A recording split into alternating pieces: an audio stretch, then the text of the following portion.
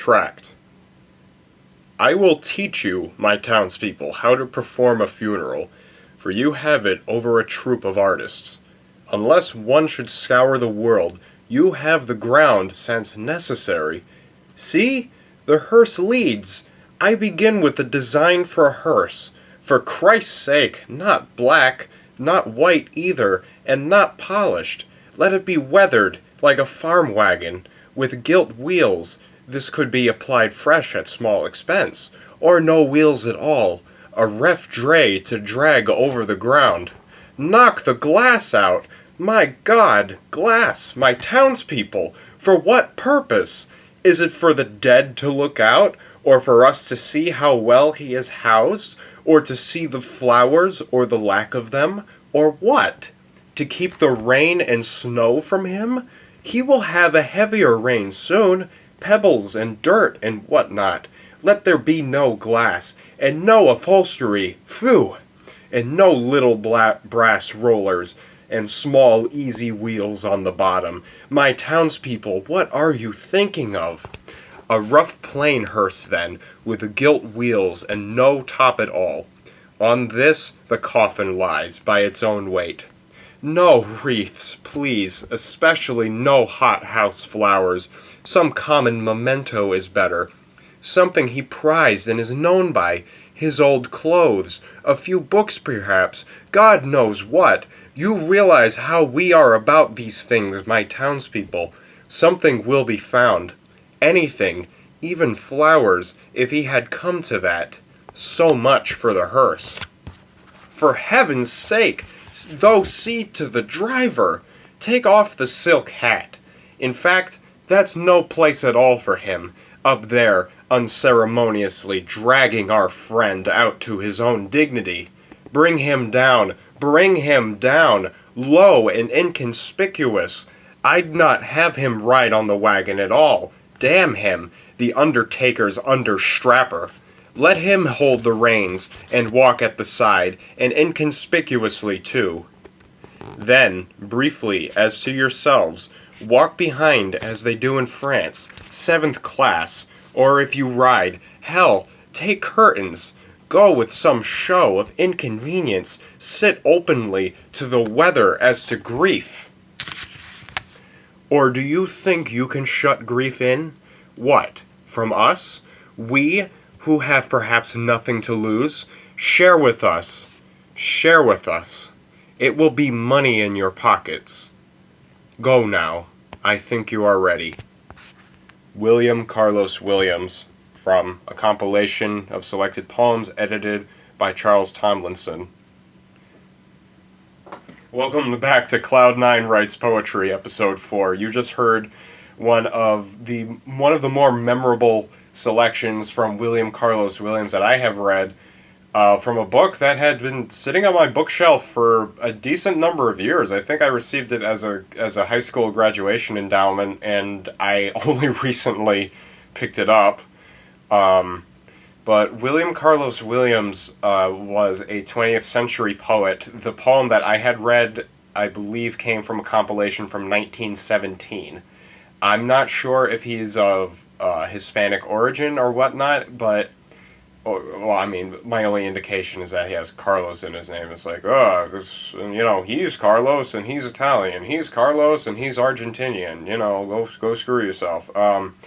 But more to the point, William Carlos Williams, his language and the punctuation, even the punctuation and the way that he puts pauses into the sentences, I tried to simulate what I thought he would have read the poem as. Very energetic, very purposeful in what he said. He had a reason to say all those things. He was angry. He was frustrated, like watching a crowd of people bury someone of importance, which could have been anyone, because we are all important, and just raising his hands to his temples, saying, "What are you thinking, all of you?" That struck me as a very powerful presentation on his part. That's why I wanted to read that particular poem. I also apologize that I can't include the entirety of the poem on a single slide, as you are only looking at the last stanza at the moment. but you can always scroll back to see the other poems. I highly recommend you all check out poems from William Carlos Williams. A lot of his poems, you can tell that the man has experience, and you also get the sense, both literally and figuratively, that this man would not put pen to page unless he had a reason to do so in the first place. He had a reason to speak in the first place. He had something to say, something of importance. That's why I really appreciate this man's work. Once again, I highly recommend you check out William Carlos Williams if you're into poetry. And that has been Tract by William Carlos Williams. Thank you, Mr. Williams. I'm sure I will find another worthy selection of yours from the same poetry compilation that I have, and well, hopefully not too soon. It's like 2 weeks of Dickinson. This is bullcrap. Anyway, I didn't even bring up my freaking note writing page, as now I moved my head, so now my voice sounds a little different. Let's bring up pages real quick so I can start writing. Yay. Blank page, please. Always start with a blank page. Always, it's nice to have like an idea of where you would like to start. Having a place to start in your head, that's good. That means that you have something to prompt you to write, but it's only after you start writing that you realize what it was that you were trying to do in the first place. What we end up with might as well have been what we strive to start out to accomplish in the first place. Anyway, I am going to enjoy a sip of my tea real quick. And it actually has cooled down quite a bit, as I will be drinking a cup of tea for this particular episode. And also, well, they say that breathing in, not only drinking tea because it purifies the body, but breathing in vapors actually is beneficial for the body. I guess because it loosens up the nasal cavities. The body operates best when it's warm. Hence, it's good to drink warm beverages. It's good to breathe in, moistened air. Not when it's cold, though. You want to be warm. Which brings me to my particular project for today. We're going to do one of my more fun versions of the poems that I usually do. We're going to be changing up the rhyme scheme a little bit. Every first, third, fifth, and seventh line is going to contain 2 rhyme words in each of those lines. The fourth and eighth syllables of each of those lines will rhyme with each other. It makes a really fun read. It makes a fun read for the deed. Indeed, you may as well find the steed. That's all you need. Something like that. You're just constantly rhyming. It is really fun. It's a really fun exercise, especially for the poems that I've been writing as part of my daily. It's basically a ritual for me. Jerry Seinfeld writes a joke a day, and at the end of the year, he has 365 jokes to tell. That's why he can do what he does. And if you guys have a chain in your life where you do something every day, in order to get that thing done, do it and don't break the chain. Look up "Don't Break the Chain" on Google. I'm sure you will find exactly what I'm talking about. A cup of tea is good for me, is where I'm going to start. A lemon twist. A lemon twist. A lemon twist vapor. Rosemary leaves are all I needs. And I'm gonna leave it as needs because, it's not the correct verb conjugation. It fits the rhyme scheme though, and I think that makes it acceptable. It makes it fun. We're having fun right now. We're writing poetry. Poetry is fun. A cup of tea is good for me. A lemon twist vapor. Rosemary leaves are all I needs. Now I have to rhyme with vapor or pour. Are all I needs. What sweating is made for. Reminds me of a conversation I had the other day, where a buddy of mine said that sweating is how the body purifies.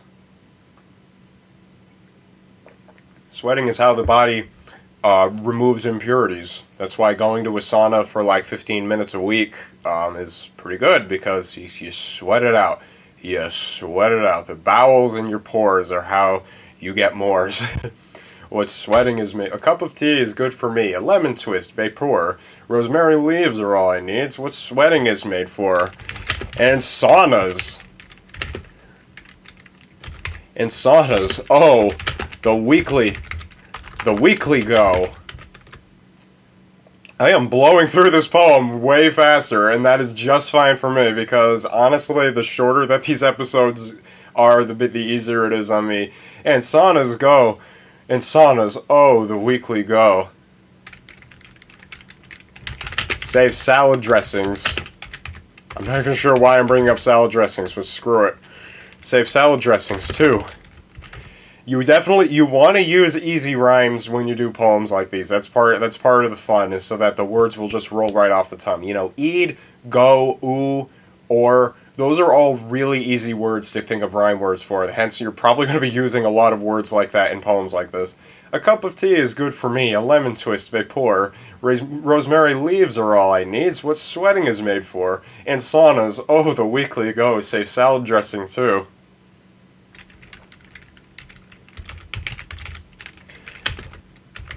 Tomato plums,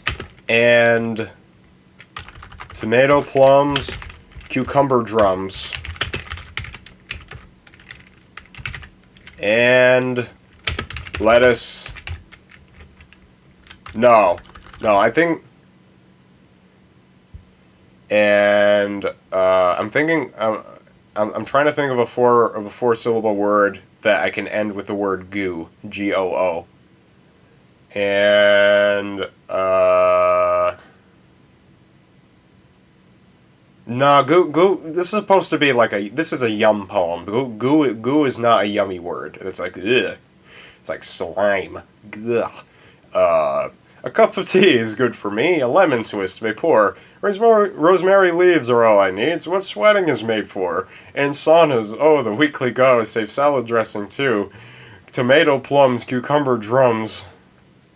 And chicken cordon bleu. Screw it. And chicken cordon bleu. However you spell blue, I think that's how you spell it. BLIEU. And if it's not, I'll include the correct. I'll include the correct spelling. But this is the finished poem, and my God, how quickly I wrote it. A cup of tea is good for me. A lemon twist, vapor. Rosemary leaves are all I need. It's what sweating is made for. And saunas, oh, the weekly go. Save salad dressing, too. Tomato plums, cucumber drums, and chicken cordon bleu. Well, I guess it's good that chicken cordon bleu comes last, because if you've ever eaten chicken cordon bleu, that's not a purifying meal. It's actually more likely to intoxicate than alleviate. But that is a finished poem right there. I wish I had a word for the kind of poem that this is. I like to write these poems every now and again, and this is where most of the nonsense comes out. But that's the beauty of rhyming. Having a rhyme scheme makes it so your audience automatically has an explanation for your word choices. Mind you, it is unfortunate that people like myself can force words into rhymes where they're just tossed in needlessly. But I believe that the rhyme scheme is one of the most important things that you can capture, and one of the most important things that you can enforce, because rhymes make the poem memorable. If there's one thing that a poem should do, is be memorable, because if you can't remember it, you might not as well have read it in the first place, and that is the truth. And that is why I do what I do. I remember the poems that I write. I don't know what anybody else thinks of my writing. So be it. I'm going to keep writing nonetheless. This has been episode 4 of Cloud9 Writes Poetry, featuring William Carlos Williams at the opening of the video. Thank you all so much for listening in this week, and I will see you all next week.